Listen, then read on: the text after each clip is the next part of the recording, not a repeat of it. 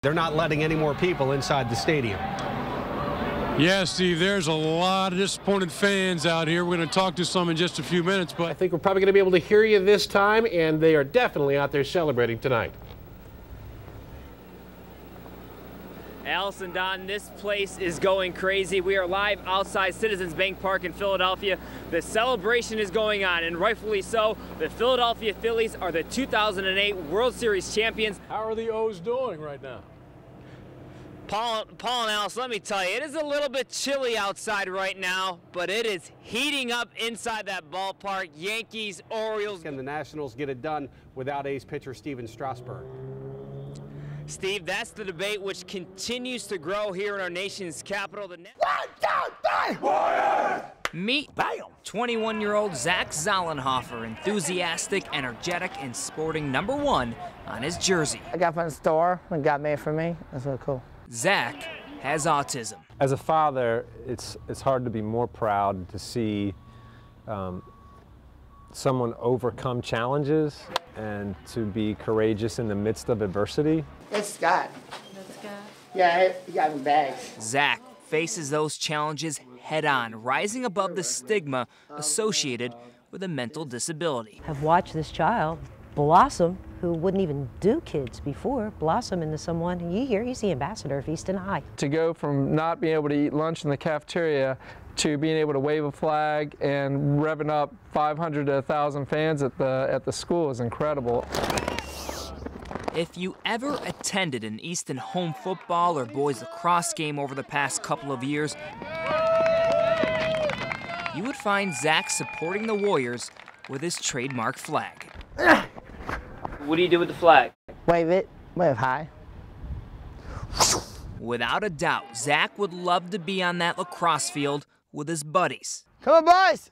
And when it's a big game, Zach pulls out all the stops. One year, he tried to bribe the team into a victory, saying he'll buy pizzas and wings for the team. Yeah, young life. So you know, he motivates us and he motivates the team. The other team's beating you, and then you look over and Zach's spirits are still high. Puts a smile on your face, you know, and it's always something to look towards when your head's down. He might be a future coach in the making. There you go, Warriors! Listen to this. Zach designed his own play. Nah, cheer dog. What's that mean? That means like somebody say, cheer dog, is they hit the net, it's like bam, that's shot. When he graduates later this month, Zach leaves behind a lasting legacy. No one's going to be able to replace him. No one can succeed Zach. Do you realize what type of impact you have? Sometimes we lose a game, I say, good job. The team say, shook hands, say, good job. I say, we lost, we win. Sometimes we lose. Have fun. With that kind of spirit, how can anybody forget the day they met Zach Zallenhofer?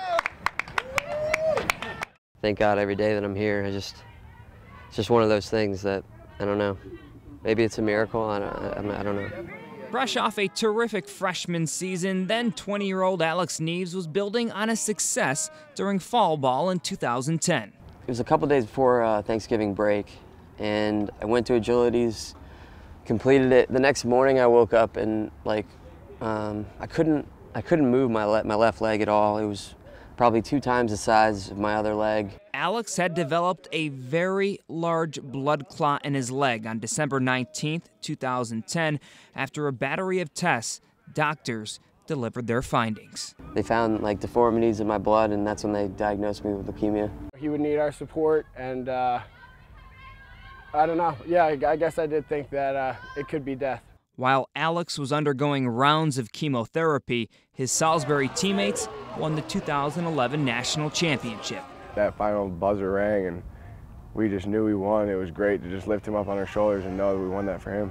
I can't describe how it felt to be lifted up by my teammates. It's kind of one of the reasons why I was able to survive this whole thing, you know. July 22nd, 2011, Alex's health took a turn for the worst. My pancreas ruptured and let out all those enzymes in my stomach, so my body just started to shut down, and that was really when the doctors thought that I probably wasn't going to make it. His parents called family members and close friends to say their goodbyes. Gall's head coach Jim Berkman got in his car and made the trip across the bridge. I kind of held his hand for a minute, said, "Alex, you know, we love you, and I hope you know we're here, and the Seagulls are with you."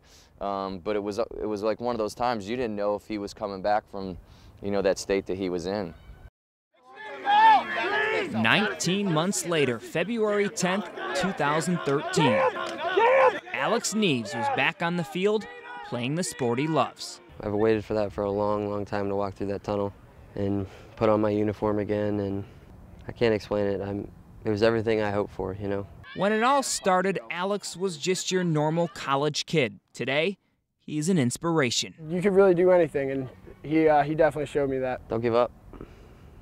As I know at a lot of times it'll be the worst you're ever going to feel, or you just can't do it anymore, but just got to keep going. And that's exactly what Alex will continue to do. One moment, one step, and one game at a time. Kicking a football is an art form. If you hit the ball in the right spot, with the right force, you can make it do anything you want. Y-High has had a lot of success with their kicking game this season, but their place kicker may not be who you think. Meet Rowan Reddish, a standout midfielder for the Indians girls soccer team. Her first time on the football field, though, she made quite the impression. Coach McGlinchey had asked, if anybody could kick. And I said, well, do you want to see power or do you want to see somebody who's going to make it? And he said, I want to see somebody who's going to make it. And Rowan was just a natural. Then Rowan got up and just started hitting them. She hit 10 in a row. They were high, they were perfect. I was like, wow. Rowan was offered these starting place kicking duties and accepted. I didn't really think about it too much. I didn't think it would actually happen until they put the shoulder pads on me. Winning over her parents, on the other hand, that's a different story. My dad actually wanted me to do it last year. He was trying to convince me to do it, and I didn't really want to. And then my mom just didn't want me to do it at all. She didn't want me to play football. She was afraid I was going to get hurt. It was like, wow. Of course, Mom was in DEFCON 4 while all this was going on. I don't know that I'm any more concerned about her getting hurt playing football than doing any of the other activities that she's into. Friday, September 7th. With this extra point against Parkside, Rowan Reddish became the first girl to score points in the long, storied history of the Y-High football program. From that moment on, well, Rowan became just one of the guys. Us as a team, we show her respect, and as far as other teams go, she makes more kicks than their kickers do, so. This is no publicity stunt by the Indians.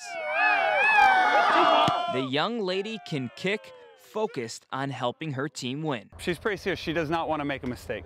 She's a perfectionist in pretty much everything she does. I do want to make them all, but that doesn't always happen with missed snaps and stuff. And sometimes I just miss, but I try every time.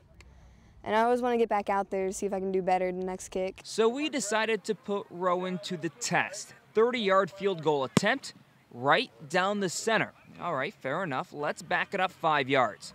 And to my surprise, this 16-year-old knocked it through the uprights, 35 yards on the money. It's just another day in the life for Rowan, proving her doubters wrong. Because I'm good at it, and I can do it, so I like to do things I'm good at. This is definitely not a gimmick.